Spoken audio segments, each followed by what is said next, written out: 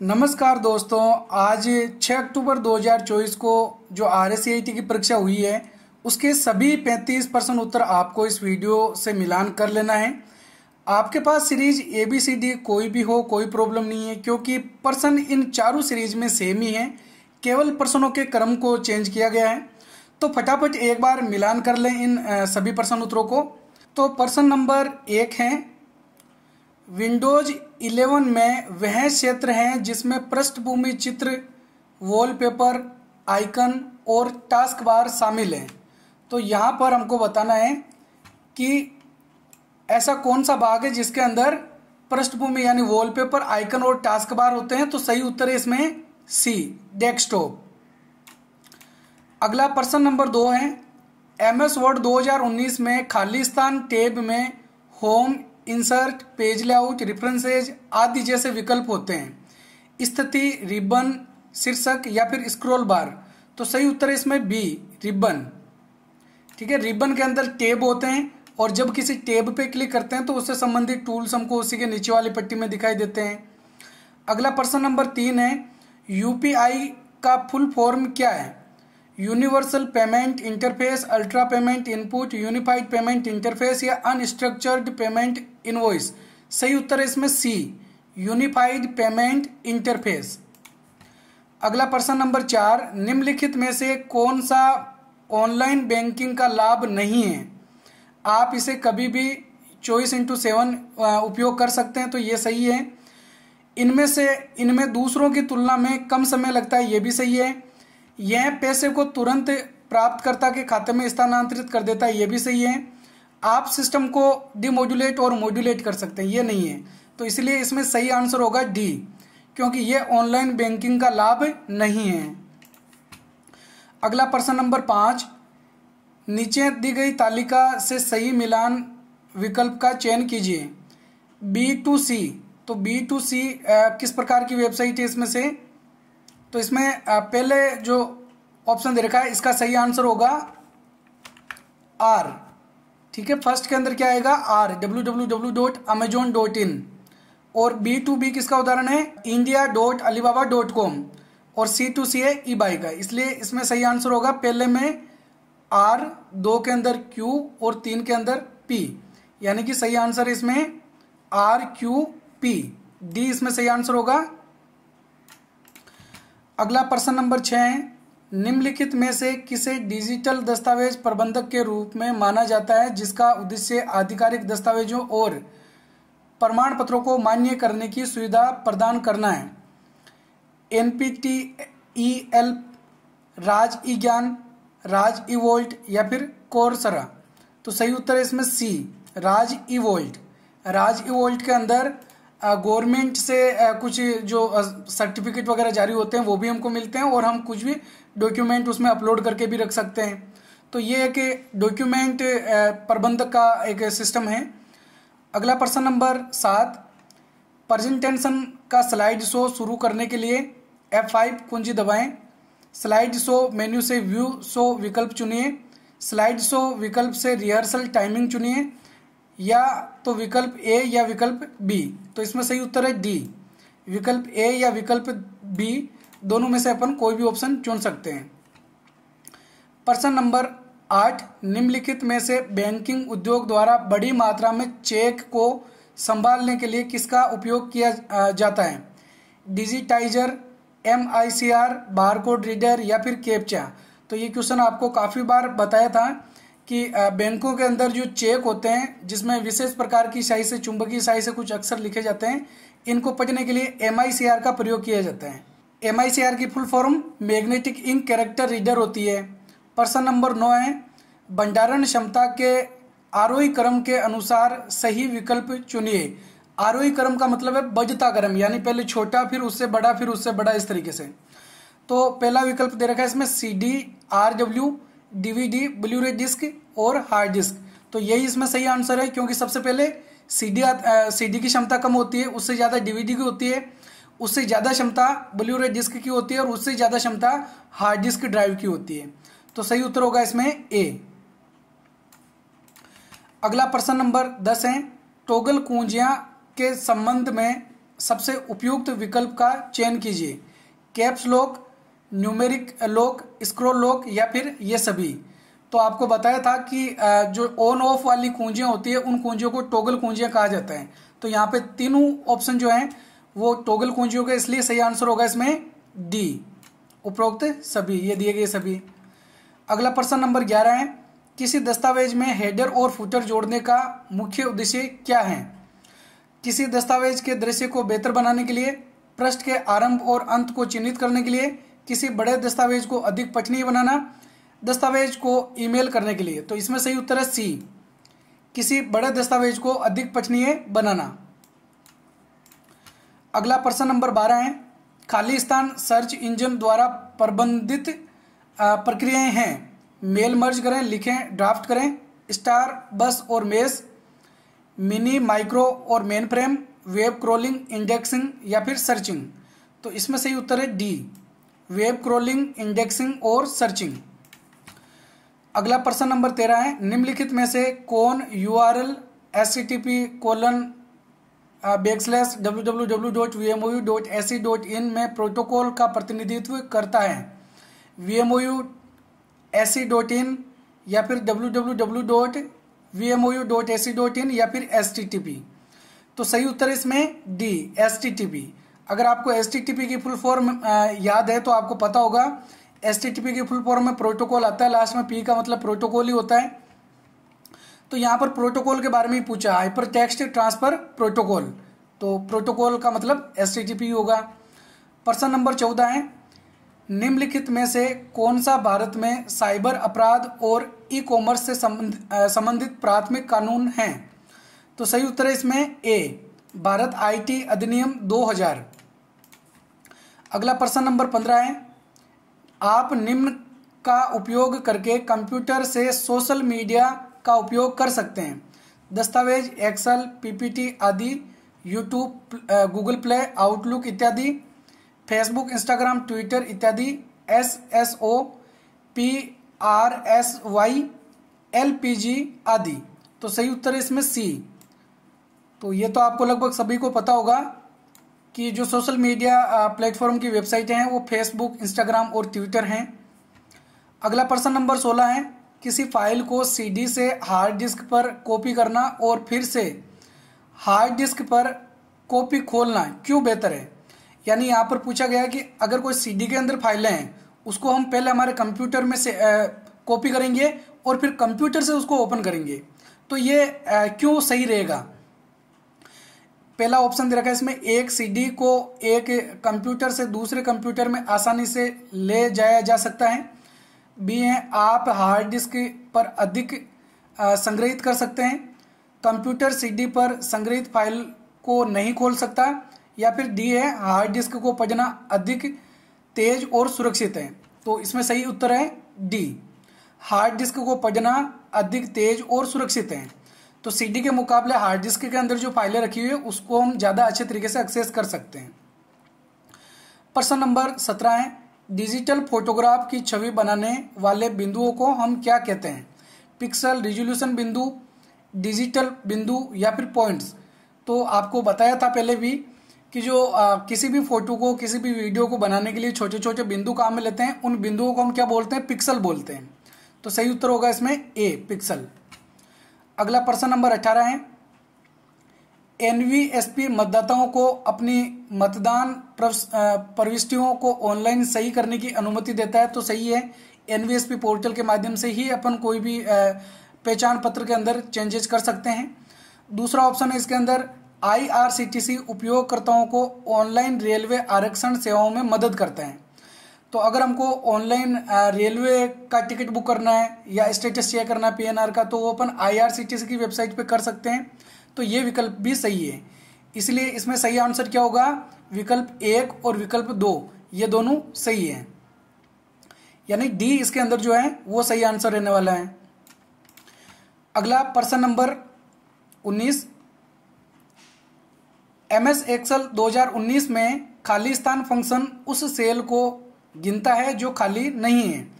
Count, count blank, count ए, V lookup. तो देखो आपको पता होगा कि काउंट जो होता है इसके द्वारा अपन उन सेलों की संख्या ज्ञात कर सकते हैं जिसके अंदर हमने संख्याएं लिख रखी हो।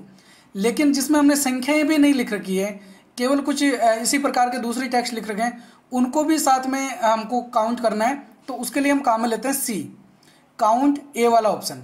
ठीक है, तो सही आंसर इसमें सी रहेगा, काउंट ए। अगला प्रश्न नंबर 20, सेल की रेंज के लिए सेल रेफरेंस जो सेल B1 से प्रारंभ होकर कॉलम G तक और नीचे रो 10 तक जाता है। तो यहाँ पे हमको एक ऐसा सेल का एड्रेस बताना है जो B1 से लेकर G10 तक हो। तो देखो B1 से स्टार्ट हो रहा है तो B1 तो आएगा ही। उसके बाद में हम क्या करते हैं, जहां से लेकर स्टार्ट करना हो उसके लिए हम कोलन लगाते हैं, तो कोलन और कोलन के बाद में G10 लिखते हैं। तो यहाँ पे सही आंसर होगा डी, B1 कोलन G10, ये इसमें सही आंसर है। बाकी ये सेल एड्रेस के सही उत्तर नहीं है। अगला प्रश्न नंबर 21, जब आप पावर पॉइंट में पहले से डाली गई किसी छवि को संपादित करते हैं तो क्या होता है। स्रोत फाइल जो पहले से डाली गई थी नहीं बदलती, स्रोत फाइल जो पहले से डाली गई थी बदल सकती हैं, सहेजे जाने पर एक प्रस्तुति स्रोत फाइल में परिवर्तित हो जाती है, या फिर इनमें से कोई नहीं। तो इसमें सही उत्तर है ए, स्रोत फाइल जो पहले से डाली गई थी नहीं बदलती। तो देखो जो ओरिजिनल फाइल होती है, जैसे हमने कंप्यूटर में डेस्कटॉप पे कहीं पे कुछ फाइल सेव कर रखी हो और फिर हमने पावर पॉइंट ओपन करके वहां से किसी फोटो को पावर पॉइंट में ले लिया है, तो वो जो डेस्कटॉप वाली फाइल है, जो स्रोत फाइल है, वो चेंज नहीं होगी। हम जो भी एडिट करेंगे वो पावर पॉइंट वाली फाइल में ही एडिट होने वाला है। तो इसलिए सही उत्तर इसमें ए रहने वाला है। ये क्वेश्चन पहले भी आया था, हमने भी इसको बताया था आपको, तो थोड़ा सा इसमें चेंज करके इसी क्वेश्चन को वापस दिया गया है। प्रश्न नंबर 22 है, स्प्रेडशीट बनाने के लिए मुख्य रूप से निम्नलिखित एप्लीकेशन का उपयोग किया जा सकता है। स्प्रेडशीट बनाने के लिए Google Sheets, MS Excel, Libre Office, Impress. तो गूगल शीट्स का प्रयोग कर सकते हैं, MS एक्सेल का प्रयोग कर सकते हैं, लेकिन लिब्रे इम्प्रेस नहीं होता है। इम्प्रेस पावर पॉइंट की तरह काम करता है। बी विकल्प है इसमें, Google Sheets, MS Excel, Libre Calc. तो ये इसमें सही उत्तर है बी, गूगल शीट्स, इसका ऑनलाइन प्रयोग कर सकते हैं, और माइक्रोसॉफ्ट एक्सेल और लिब्रे ऑफिस कैल्क। तो लिब्रे के अंदर जो कैल्क है वो एक्सेल की तरह काम करती है स्प्रेडशीट बनाने के लिए। नेक्स्ट प्रश्न नंबर 23, नंबर पेड को दिशात्मक तीर के रूप में कार्य करने के लिए आप कौन सी कुंजी दबाते हैं। Arrow lock, caps lock, numeric lock, shift. तो देखो कीबोर्ड के अंदर राइट साइड में 17 कुंजियों का एक समूह होता है, कल ही आपको बताया था। तो उन 17 कुंजियों के समूह के अंदर जो नम लॉक होता है, अगर हमने नम लॉक बटन को ऑन कर रखा है तो ही नंबर काम करते हैं। अगर नम लॉक को बंद कर रखा है तो वो जो बटनों के नीचे नंबर दे रखे होते हैं, जैसे तीर वाली कुंजियां हैं या होम एंड, इस प्रकार की जो कमांडें हैं वो काम करने लग जाती है। कब करती है, जब नम लॉक बंद होता है। तो यहाँ पे पूछा है कि हमको वो तीर वाली कुंजियां काम में लेनी है, तो हम क्या करेंगे, नम लॉक, न्यूमेरिक लॉक वाला ये जो बटन है इसको दबाएंगे। तो जब नम लॉक बंद हो जाएगा तो तीर वाली कुंजियां काम करने लग जाएगी। प्रश्न नंबर 24 है, MS एक्सेल 2019 में सबसे ऊपरी बाईं ओर वाले सेल में एड्रेस हैं A1 www.vmou.ac.in AZ या फिर 1A। तो ये भी आपको कल ही बताया था मैंने कि माइक्रोसॉफ्ट एक्सेल के अंदर जो रो कॉलम्स होते हैं उनको किस तरीके से दर्शाया जाता है। कॉलम को ABCD, रो को गिनती के द्वारा दर्शाया जाता है, और सबसे पहले हमको क्या लिखना होता है, कॉलम लिखना होता है जो ABCD के द्वारा दर्शाया होता है। तो यहाँ पे देखो कॉलम इसमें पहले कौन सा आ रखा है, ए आ रखा है यहाँ पर, और उसके बाद में रो आ रखी है 1। तो इसलिए सही आंसर क्या होगा इसमें, A1। अगला प्रश्न नंबर 25 है, एक फाइल है, खालिस्तान एक फाइल है जो मूल्यों को अलग करने के लिए, अल्प विराम और रिकॉर्ड करने के लिए नई पंक्तियों का उपयोग करके डेटा को सारणीबद्ध प्रारूप में संग्रहित करती है। इसका उपयोग आमतौर पर स्प्रेडशीट के लिए किया जाता है। तो इसमें सही उत्तर होगा ए, CSV। अगला प्रश्न नंबर 26 है, SSO ID किससे संबंधित है, फेसबुक, IRCTC, ई मित्रा या फिर जीमेल। तो SSO ID किससे संबंधित है, ई मित्र से संबंधित है, क्योंकि ई मित्र को लॉगिन करने के लिए हमको SSO ID की जरूरत पड़ती है। प्रश्न नंबर 27 है, रिसाइकल बिन का क्या कार्य है, हटाई गई फाइल को संग्रहित करना, अस्थायी फाइल को संग्रहित करना, दूषित फाइल संग्रहित करना, दस्तावेज फाइल संग्रहित करना। तो ये क्वेश्चन भी आपको अच्छे से मैंने एक्सप्लेन करके बता रखा था कि जो रिसाइकल बिन है उसके अंदर कौन सी फाइलें रहती है जिन फाइलों को हमने डिलीट कर रखा है। तो जो हटाई गई फाइलें हैं वो रिसाइकल बिन के अंदर रहती हैं। प्रश्न नंबर 28, ICT का मतलब है international communication technology, intra common terminology, information and communication technology, interconnected terminals. तो इसमें सही उत्तर है सी। ICT का फुल फॉर्म होती है इंफॉर्मेशन एंड कम्युनिकेशन टेक्नोलॉजी। संचार के लिए जो कम्युनिकेशन की टेक्नोलॉजी काम में ली जाती है।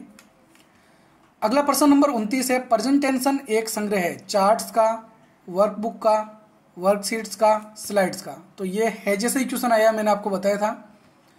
तो प्रेजेंटेशन किसका संग्रह होता है? स्लाइड्स का होता है। अगला प्रश्न नंबर 30 है, कंप्यूटर का प्राथमिक उद्देश्य खाली स्थान को प्रोसेस करना और उसे सूचना में परिवर्तित करना है। बिजली, डेटा, कच्चा माल या फिर पानी। तो कंप्यूटर जो है वो डेटा पर प्रोसेस करता है। किस पर? डेटा पर। डेटा को प्रोसेस करता है और उसको सूचना में बदल देता है। तो कंप्यूटर में हम जो देते हैं वो डेटा होता है और कंप्यूटर हमको जो वापस देता है वो सूचना होती है। अगला प्रश्न नंबर 31 है, एक खाली स्थान एक इम्पैक्ट प्रिंटर है और खाली स्थान एक नॉन इम्पैक्ट प्रिंटर है। तो यहाँ पर ये जो दोनों ऑप्शन दे रखे हैं, impact printer, non impact printer, same यही उदाहरण देखे मैंने आपको बताया था कि डॉट मैट्रिक्स जो है वो एक इम्पैक्ट प्रिंटर होता है और जो इंकजेट प्रिंटर है वो नॉन इम्पैक्ट प्रिंटर होता है। तो सेम टू सेम ऐसे ही मैंने आपको एक्सप्लेन करके बताया था इसको। अगला प्रश्न नंबर 32 है, निम्नलिखित में से कौन सा कथन रैम और रोम के लिए सही है, सत्य है? तो पहला ऑप्शन इसमें दे रखा है, रोम रियल ऑप्टिकल मेमोरी है। मैंने आपको बताया था कि ऑप्टिकल मेमोरी कौन कौन सी होती है? CD, DVD और ब्लू-रे डिस्क। अगर ये ऑप्शन आपको कहीं मिले तो इसका मतलब है वो ऑप्टिकल डिस्क है। तो रोम ऑप्टिकल डिस्क नहीं होती है, इसका मतलब है ये क्वेश्चन गलत है। उसके बाद 2 नंबर ऑप्शन इसमें दे रखा है, रैम उन निर्देशों को संग्रहित करता है जिन पर आप वर्तमान में काम कर रहे हैं। तो ये बिल्कुल सही है। रैम उन निर्देशों को संग्रहित करता है जिन पर आप वर्तमान में काम कर रहे हैं। तो रैम के अंदर कौन सा डेटा रहता है जिसमें हम वर्तमान में काम करते हैं, क्योंकि जब कंप्यूटर बंद होता है तो रैम के अंदर रखा हुआ डेटा मिट जाता है। रोम BIOS यानी बायोस को संग्रहित करता है, ये भी सही है। 4 नंबर ऑप्शन दे रखा है, रैम उपयोगकर्ता को डेटा पढ़ने और लिखने की अनुमति देता है। तो ये भी सही है। 5 नंबर ऑप्शन दे रखा है, बिजली बंद होने पर रैम और रोम अपना डेटा खो देते हैं। तो ये गलत है, क्योंकि रैम तो डेटा खो देती है लेकिन रोम डेटा नहीं खोती। रोम के अंदर डेटा स्थायी रूप से रहता है। तो इसमें पहला और 5वां क्वेश्चन जो है वो गलत है। अब यहाँ क्या पूछा गया है, यहाँ पे नीचे दिए गए विकल्पों में से सही उत्तर चुने। तो यहाँ पे हमको बताना है इनमें से सही कौन सा है। तो सही कौन कौन से हुए हैं? 2, 3 और 4 ये सही है, 1 और 5 गलत हैं। तो बी विकल्प इसमें सही है। 2, 3 और 4 ये सही है और पहला और 5वां गलत है। अगला प्रश्न नंबर 33 है, खालिस्तान एक प्रणाली है जिसे इलेक्ट्रॉनिक संगीत वाद्य यंत्रों से सूचना प्रसारित करने के लिए डिजाइन किया गया है। OCR, MIDI, MICR, RTGS। मैंने इनपुट आउटपुट के जो वीडियोज बना रखे हैं इनपुट डिवाइस में, मैंने सारे इनपुट डिवाइस को अच्छे से समझा रखा है, MIDI को भी, ठीक है, एनिमेशन चित्रों के माध्यम से अच्छे से बता रखा है। तो इसमें सही उत्तर होगा MIDI। MIDI कीबोर्ड जो है वो संगीत वाद्य यंत्रों के लिए काम में लिया जाता है। प्रश्न नंबर 34 है, खाली स्थान का उपयोग जानकारी एकत्र करने और विश्लेषण सर्वेक्षण बनाने के लिए किया जाता है। Google Meet, Google Forms, Google Docs या फिर गूगल ड्रो। तो सही उत्तर है इसमें B, Google Forms. Google Forms से अपन कोई जानकारी प्राप्त कर सकते हैं, एकत्रित कर सकते हैं और उसको एक सीट में हम बना के रख सकते हैं। ठीक है, नेक्स्ट प्रश्न नंबर 35 है, निम्नलिखित में से कौन सा इनपुट डिवाइस है, इनपुट डिवाइस का उदाहरण है? OCR, line printer, CRT monitor, speaker. तो मेरे हिसाब से सभी को आपको इसका सही आंसर पता होगा। OCR जो है वो एक इनपुट उपकरण है OCR की फुल फॉर्म क्या होती है? ऑप्टिकल कैरेक्टर रिकॉग्निशन या ऑप्टिकल कैरेक्टर रीडर। तो ये भी आपको मैंने अच्छे से बताया था। तो काफ़ी सारे क्वेश्चन हैं जो हमारे चैनल से है जैसे ही मिले हैं। तो ठीक है, ये थे आज के 35% उत्तर जो कि आज के पेपर जो RACET का हुआ है उससे हमने मिलान किए हैं। तो अब आप एक बार चेक करके कमेंट करके जरूर बताना कि आपके इसमें से कितने % उत्तर सही हो रहे हैं। RACET की परीक्षा में 35% आते हैं जिसमें से 14% सही करने जरूरी होते हैं। अगर 14% हमारे सही हो जाते हैं तो हम RACET की परीक्षा में पास हो जाते हैं। तो ठीक है, एक बार आप मिलान करके कमेंट करके जरूर बताएं हमको। धन्यवाद। जय हिंद, जय भारत।